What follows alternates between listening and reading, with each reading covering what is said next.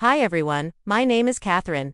I'm 67 years old, and I need to tell you about something that happened to me recently that still gives me chills when I think about it, but honestly, I've never felt more vindicated in my entire life.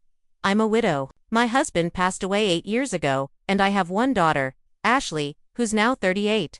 For 13 years, she refused to speak to me, wouldn't return my calls, blocked me on social media, didn't invite me to her wedding, and I've never even met my 2 grandchildren. Can you imagine that? Your own daughter treating you like you don't exist.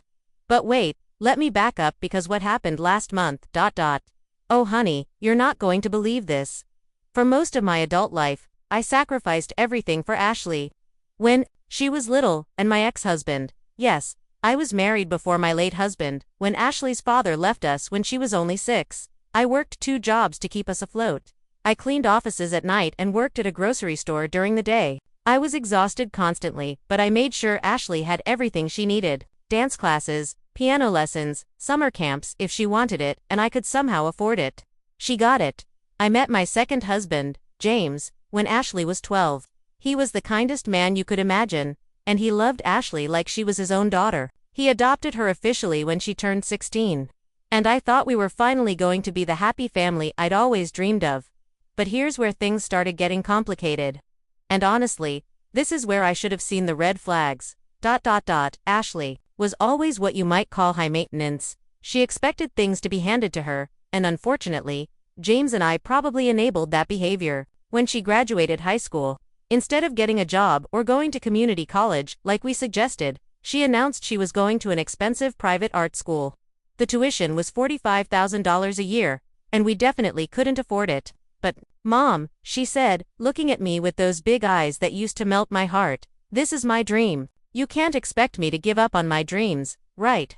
James and I took out a second mortgage on our house to pay for her first year. I picked up extra shifts at work. James started working weekends. We were struggling, but we told ourselves it was worth it for Ashley's future. But you know what happened. She dropped out after 1 semester.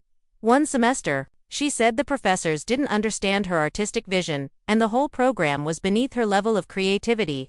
When we asked what she planned to do next, she shrugged and said, "I need time to figure myself out.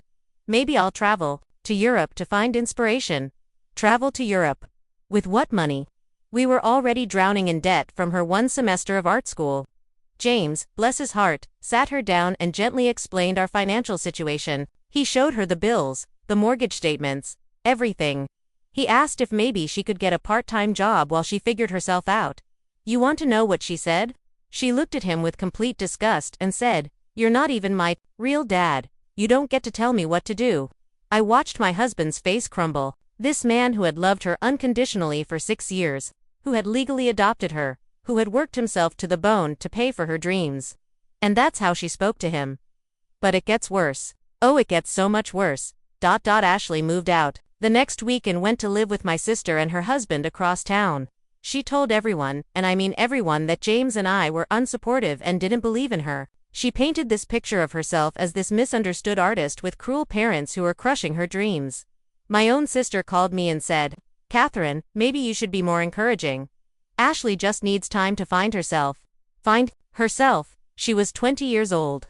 I was working 2 jobs and supporting myself when I was her age. But here's the thing that really started eating at me. Ashley never came to visit. Never called to check on us. It was like once she moved out, we ceased to exist for her. The only time I heard from her was when she needed money. And she always needed money. "Mom, I need $500 for art supplies." "Mom, my car broke down and I need $1,200 for repairs." "Mom, I'm applying for jobs but I need professional clothes. Can you send $800? Every single time, James would look at me with this pained expression. He never said no, but I could see it was killing him. We were already stretched so thin, but what was I supposed to do? She was my daughter. This went on for 2 years. 2 years of Ashley only contacting us when she needed money, and us sending it because we loved her and hoped that someday she'd appreciate what we were doing for her. Then James got sick. It started small. He was just more tired than usual, had some aches and pains. But over the course of a few months, he got progressively worse. The diagnosis was devastating. stage 3 lung cancer, and he'd never even smoked a day in his life. The medical bills started piling up immediately. Even with insurance, the co-pays and treatments were astronomical. I had to quit my day job to take care of James during his chemotherapy sessions. We were burning through our savings and still going deeper into debt. I called Ashley to tell her about James's diagnosis. You know what she said? "Oh, that sucks. Is he going to be okay?" That's it. No offer to help. No suggestion that maybe she could come visit. No acknowledgement that this man who had been her father for 8 years was fighting for his life. Just that sucks. But then, 2 weeks later, she called asking for $1,500 because she'd found an amazing opportunity to showcase her art at some gallery event. I couldn't believe it. I literally could not believe what I was hearing. "Ashley," I said, trying to keep my voice steady, "your father is going through chemotherapy. We can't afford to send you money right now." "He's not my father," she snapped. "And this could be my big break." "I can't believe you're being so selfish." Selfish. "Honey," I said, and I could hear my voice starting to shake. "We've sent you over $20,000 in the past 2 years. We're drowning in medical bills. James might die, and you're calling me selfish for not funding your art career." "Whatever, Catherine, when you get your priorities straight, let me know." She hung up on me, and that was the last conversation we had for 13 years. But wait, it gets even more unbelievable. 3 months later, James passed away. It was peaceful, at least he died at home with me holding his hand. But I was devastated, heartbroken, and drowning in medical debt. I called Ashley to tell her that James had died. I thought, surely she would put aside whatever anger she had and come to the funeral. He had been part of her life for 8 years. He had loved her, adopted her, paid for her dreams. She didn't answer. I left a voicemail with the funeral details. She didn't come. My own daughter didn't come to her adoptive father's funeral. My sister showed up, though, and you know what she had the audacity to say to me? "Catherine, Ashley is just grieving in her own way. You know how sensitive artists can be." Sensitive. But here's where things get really interesting, and honestly, this is where my story takes a turn that even I couldn't have predicted. James had a life insurance policy that helped me pay off the medical bills and keep the house. I sold our second car, downsized everything, and basically rebuilt my life from scratch. It was hard, but I was determined to move forward. I started volunteering at a local literacy center, teaching adults how to read. It gave me purpose and helped me heal from losing James. I made new friends, started a small garden, and honestly, I began to find peace in my simple, quiet life. Meanwhile, Ashley, well, I heard things through the grapevine. My sister would occasionally mention that Ashley was still pursuing her art and working various jobs. She never asked about me, according to my sister. It was like I had died along with James. Years passed. I celebrated birthdays alone, spent holidays with friends from the literacy center, and slowly learned to accept that my daughter had chosen to cut me out of her life completely. It hurts God, it hurt so much, but I couldn't force her to love me or want me in her life. Then, about 5 years ago, something unexpected happened. My brother Richard, who I hadn't spoken to in years due to a falling out over our parents' estate, suddenly reached out to me. Richard had never married, never had children, and had spent his entire adult life building a successful tech company. When he contacted me, he explained that he'd been diagnosed with early-onset dementia and wanted to make amends for our estrangement. "Catherine," he said during one of our phone calls, "I've been an idiot. Family is the most important thing, and I wasted so many years being stubborn and proud." We started talking regularly, and eventually, he came to visit me. It was wonderful to reconnect with my brother, especially during such a difficult time in his life. As his condition progressed, I became his primary caregiver and advocate. Richard moved into a memory care facility near me about 2 years ago, and I visited him every single day. Even as his memory faded, he always seemed to brighten up when he saw me. Sometimes he didn't remember my name, but he knew I was someone who loved him. He passed away 6 months ago, and I was holding his hand, just like I had with James. But here's what I didn't know, what Richard had never told me. 2 weeks after his funeral, I got a call from his lawyer. "Mrs. Catherine," he said, "I need you to come in to discuss your brother's estate." I assumed it was just paperwork, Maybe Richard had left me some personal items or wanted me to handle final details. I had no idea what was coming. When I walked into that lawyer's office, he handed me a folder that would change everything.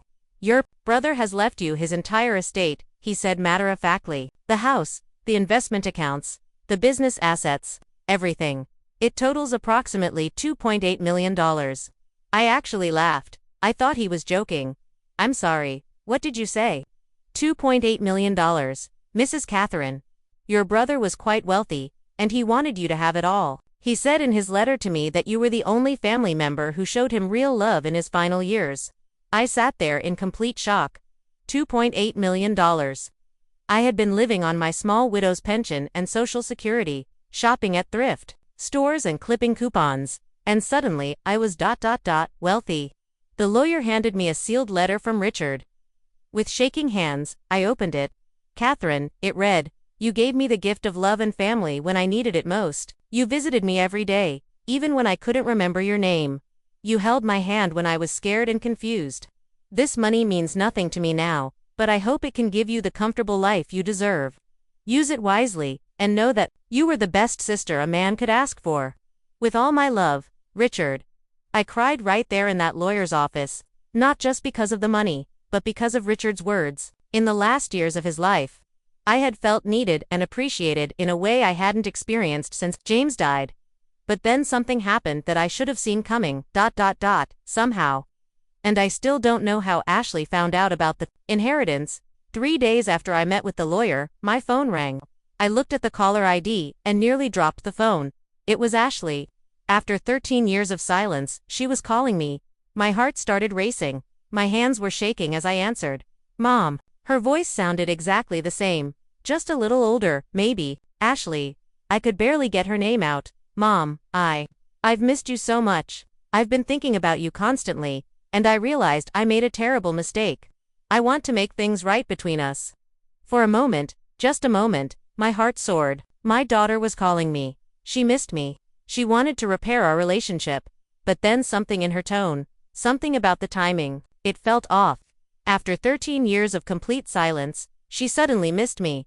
3 days after I inherited $2.8 million. "Ashley," I said carefully, "where is this coming from?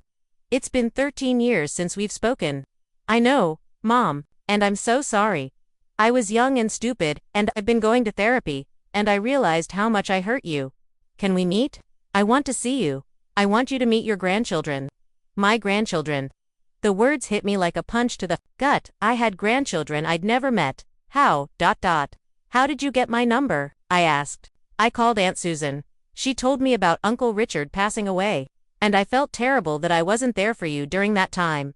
I should have been there for you, Mom." Something cold settled in my stomach. Susan had told her about Richard, which meant Susan had probably also told her about. "Did Susan tell you anything else?" I asked quietly. There was a pause. Just a brief pause, but it told me everything I needed to know. She mentioned that Richard left you something." "Mom, I don't care about any of that. I just want my mother back." But you know what? Even though every instinct was screaming that this was about the money, part of me, the part that had missed my daughter desperately for 13 years, wanted to believe her. "Okay," I said. "We can meet." We arranged to meet at a coffee shop the next day. I didn't sleep at all that night. I kept thinking about what I would say, what she might look like now, whether my grandchildren looked like her or like Ashley's father. When I walked into that coffee shop and saw Ashley sitting at a corner table, my breath caught in my throat. She looked so much like me at that age. Same dark hair, same green eyes, same stubborn chin. But there was something else in her expression, something calculating that hadn't been there when she was younger. She stood up and hugged me. And for a moment, I let myself believe that this was real, that my daughter really had missed me and wanted me back in her life. "Mom, you look great," she said, and her smile seemed genuine. We talked for about an hour. She told me about her husband, a man named Kevin, who worked in sales, and about her children, 80-year-old twins named Jake and Lily. She showed me pictures on her phone. And I felt my heart break a little more with each photo. These beautiful children were my grandchildren, and I'd missed their entire lives. She talked about her art, how she'd had some success with local galleries and was working part-time at an art supply store. She seemed, different, older. obviously, but also more mature, more settled. And she apologized. She apologized for everything, for the things she'd said to James, for missing his funeral, for cutting me out of her life. I was so angry and hurt, she said, tears in her eyes. I felt like you chose him over me, and I couldn't handle it. But I know now that I was wrong. I know you loved us both. I wanted to believe her. God, I wanted to believe her so badly. But then, just as we were getting ready to leave, she said something that made my blood run cold. Mom, I know Uncle Richard left you some money. You don't have to worry about me asking for any of it or anything like that. I know you've probably been thinking about what to do with it. And I wanted you to know that if you ever wanted to help with the kids' college funds or anything, but only if you want to. I'm not asking. Except she was asking. She was absolutely asking. But the worst part, the part that really broke my heart. She wasn't asking because she needed help. I could tell from her clothes, her jewelry, her car in the parking lot. She and Kevin were doing just fine financially. She was asking because she felt entitled to it. After all these years. After cutting me out of her life completely, she thought she deserved a piece of Richard's inheritance. That night, I made a decision that would change everything. That night, I sat in my kitchen with a cup of tea, staring at the inheritance paperwork spread across my table. $2.8 million. Money that could change my life. Make my golden years comfortable and worry-free. But all I could think about was Ashley's calculated smile when she mentioned the kids' college funds. The way she'd said only if you want to while her eyes were practically screaming, give me my share. And you know what hit me the hardest? She hadn't asked about James. Not once during our entire coffee meeting had she mentioned the man who had loved her like his own daughter, the man whose funeral she had skipped. That's when I knew what I had to do. I picked up my phone and called the literacy center where I volunteered. Hi, this is Catherine. Is Janet still there? I need to speak with her about something important. Janet was the director of the center, and over the years, she'd become a dear friend. When I told her about Richard's inheritance and what I wanted to do with it, there was silence on the other end of the phone. Catherine, she finally said, are you absolutely sure about this? I've never been more sure of anything in my life. The next morning, I met with Janet and the center's board of directors. By the end of the week, I had donated the entire $2.8 million to establish the Richard Thompson Memorial Literacy Foundation, named after my brother and my late husband. The foundation would provide free literacy programs, fund scholarships for adult learners going back to school, and support other literacy centers across the state. It was everything Richard would have wanted, helping people improve their lives through education. Did I keep some money for myself? Yes, I kept enough to pay off my small remaining mortgage and set aside a modest emergency fund. But the vast majority, minus $2.6 million, went to the foundation. And you know what? For the first time in years, I felt truly at peace. But I didn't tell Ashley what I'd done. Not yet. Over the next few weeks, she called me regularly. She invited me to dinner to meet Kevin and the kids. She shared photos and stories about the twins. She was working so hard to rebuild our relationship, and part of me wanted to give her the benefit of the doubt. Maybe she really had changed. Maybe she genuinely missed me. But then little things started slipping out. During one phone call, she casually mentioned that they were looking at houses in a better school district. It would be such a great investment, she said. The property values there are incredible. During another conversation, she talked about Kevin's dream of starting his own business. He just needs some startup capital, you know, but with the right backing, it could be really successful. And then there was the comment about the kids' future. I just want Jake and Lily to have every opportunity, you know? I want them to be able to go to the best colleges without worrying about money. It would be so amazing if they could graduate debt-free. Each conversation felt like she was dropping hints, testing the waters to see how generous I might be feeling. The breaking point came 3 weeks after our first coffee meeting. Ashley invited me over for Sunday dinner to finally meet my grandchildren. I was nervous but excited. I'd been dreaming of this moment for years. Kevin turned out to be pleasant enough, though I could tell he was sizing me up the entire time. The twins were absolutely beautiful and reminded me so much of Ashley at that age. Jake was quiet and thoughtful, while Lily was energetic and talkative. Grandma Catherine, Lily said, throwing her arms around me. Mommy says you used to read stories to her when she was little. Will you read me a story? My heart melted. This little girl was calling me grandma like it was the most natural thing in the world. After dinner, while the kids were playing in the living room, Ashley pulled me aside into the kitchen. "Mom," she said, lowering her voice, "I need to talk to you about something." Here it comes, I thought. Kevin and I have been talking, and we're worried about you living alone in that big house. What if something happened to you? What if you fell, or had a medical emergency? I raised an eyebrow. Ashley, I'm 67, not 97. I'm perfectly capable of taking care of myself. I know, but we were thinking, what if we all moved in together?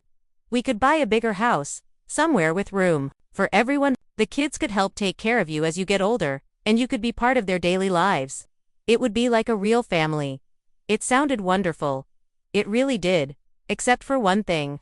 How exactly would we afford this bigger house? I asked. Ashley's cheeks flushed slightly. Well, I mean, with Uncle Richard's inheritance and Kevin's income and my art sales, we could probably swing it. It would be a great investment for all of us. Ashley, I said carefully, how much do you think Richard left me? I don't know exactly, she said, but I could see the calculation in her eyes. Aunt Susan said it was substantial. Enough to make you comfortable? And you think I should use it to buy a house for your family? Not just for us, Mom. For all of us. For our family. Our family. After 13 years of silence, we were suddenly family again. What about James? I asked quietly. Ashley looked confused. What about him? He was family too, wasn't he? For 8 years, he was your father in every way that mattered. Where was this sense of family when he was dying? Ashley's expression hardened slightly. Mom, that's different. I was young and confused, and you were 22 when he died. Ashley, you were old enough to know right from wrong. The tension in the kitchen was thick enough to cut with a knife. From the living room, I could hear the kids laughing at something on TV. Look, Ashley said, her voice taking on a sharper edge. I apologized for that. I can't change the past. But I'm here now, aren't I? I'm trying to make things right. Right after you found out about the money, Ashley's mouth dropped open. I can't believe you just said that, can't you? We stared at each other for a long moment. I could see the mask slipping, the careful facade she'd been maintaining cracking around the edges. You know what, Mom? Yes, Aunt Susan told me about the inheritance. But so what? I'm your daughter. I'm your only child. Isn't it natural that I'd want to be part of your life again? After 13 years of treating me like I was dead, I was hurt, so was I. The words came out louder than I intended. And I saw Kevin glance toward the kitchen from the living room. Ashley lowered her voice to a harsh whisper. You chose him over me. You always chose him over me. I never chose anyone over you. I loved you both. You gave him everything. You let him tell me what to do. You let him control our finances. You let him make decisions about my life. He was my husband, Ashley, and he was trying to help you become a responsible adult.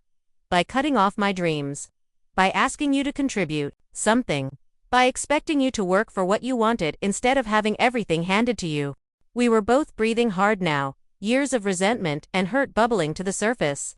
I don't want to fight with you, Ashley said finally. I want us to be a family again. But I need to know that you're not going to abandon me like you did before. I never abandoned you. You left, because you made it clear that he was more important than I was. This was getting us nowhere. I could see that Ashley truly believed her version of events, that she was the victim. That James and I had wronged her somehow. Ashley, I said, taking a deep breath, what exactly are you expecting from me? What do you want? She hesitated, and I could see her trying to decide how much to reveal. I want my mother back, she said finally. And I want us to build a future together. As a family. A future that involves Richard's money. A future that involves taking care of each other. But I could see the truth in her eyes. This wasn't about love or family or taking care of each other. This was about money. This was about what she thought she was entitled to. Ashley, I said quietly, what if there was no inheritance? What if Richard had left everything to charity? Would you still be here? The question hung in the air between us. Ashley's face went through a series of expressions, surprise, calculation, and finally, something that looked almost like panic. That's a hypothetical question, she said. He didn't leave it to charity. He left it to you. But what if he had? Mom, why are you asking me this? Because I want to know if you love me or if you love what you think I can give you. Ashley's eyes flashed with anger. I can't believe you're questioning my motives. I'm your daughter. I'm here because I love you and I want us to be close again. Then, it won't matter what I do with the money. Of course it matters. That money could secure our family's future. It could pay for the kids' education, help Kevin start his business, give us all a better life. Why wouldn't you want that for your own family? And there it was, the truth finally coming out. Because, I said, looking her straight in the eye, it's not your money. And you're not entitled to it just because you're my daughter. Ashley stared at me like I'd slapped her. Not entitled to it. I'm your only child. Who else would you leave it to? Actually, I said, that's exactly what I want to talk to you about. I walked over to my purse and pulled out a folder I'd brought with me. Inside were copies of all the paperwork from the Literacy Foundation.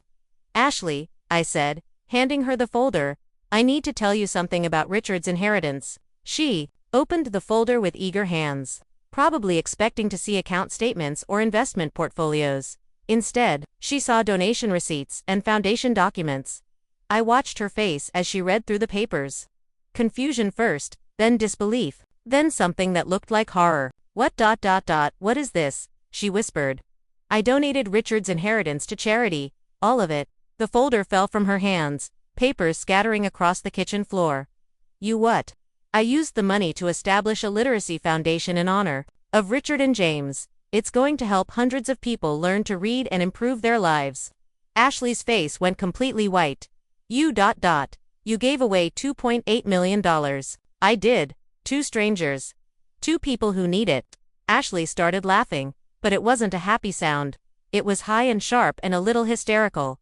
You gave away my inheritance to strangers. It was never your inheritance, Ashley.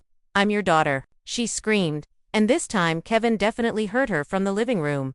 Double quotes, yes, you are. And for 13 years you wanted nothing to do with me, because I was hurt. So was I. But I didn't cut you out of my life. I didn't refuse to speak to you. I called and texted and sent cards that you never answered. I begged you to come to James's funeral. And you couldn't be bothered. Ashley was shaking now, her face red with rage. You did this on purpose. You found out I wanted to reconcile, and you gave away my money out of spite. I gave it away because it was the right thing to do. And because I wanted to see who you really are, who I really am. I'm your daughter who loves you.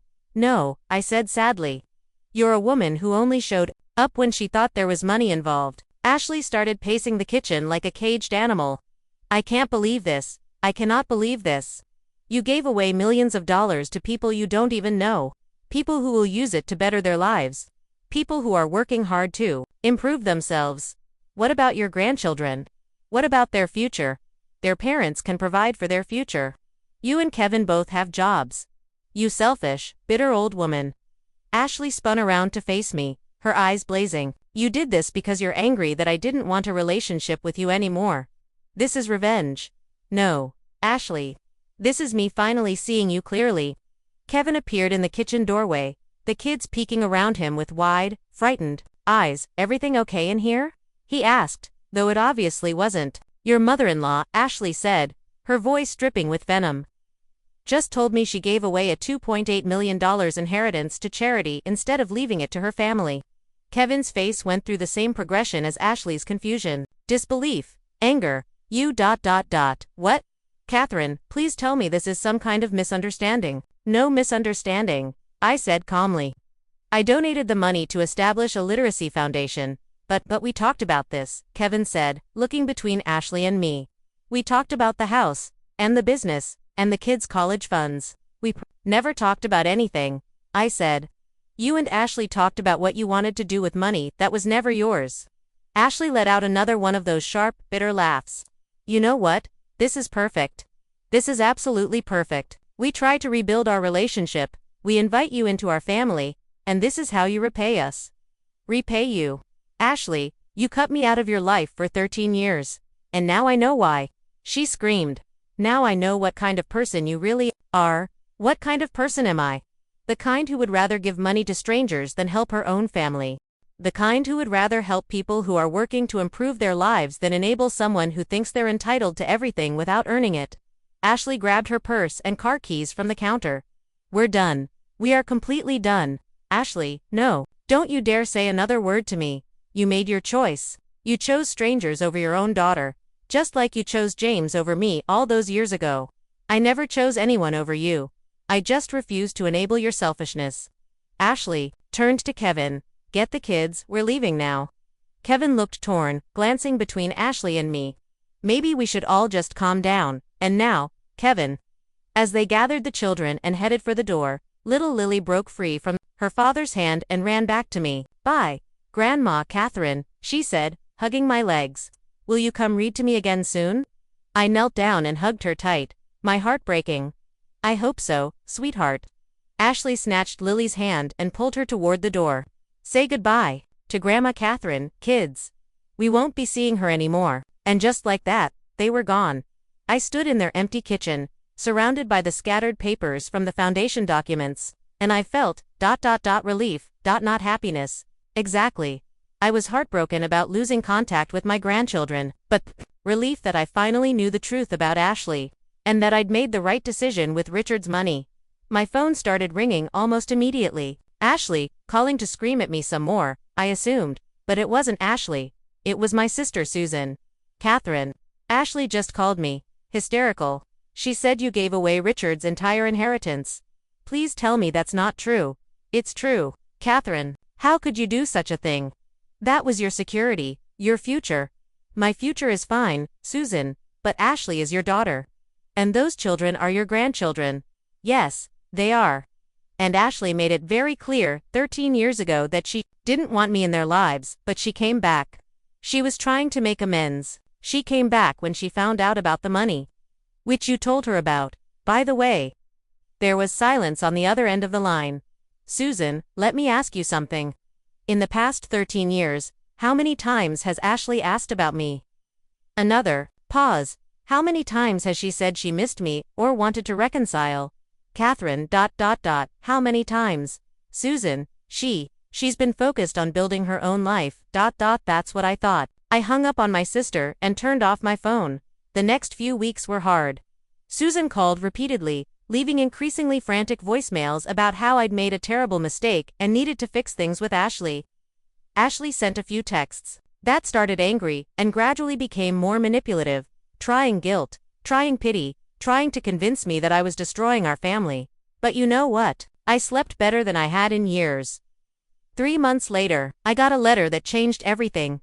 It was from a woman named Joyce in a town about 2 hours away. She wrote, "Dear Mrs. Catherine, my name is Joyce Williams, and I am 45 years old. I never learned to read as a child due to circumstances beyond my control. And I've spent my entire adult life feeling ashamed and hiding this fact from everyone, including my own children.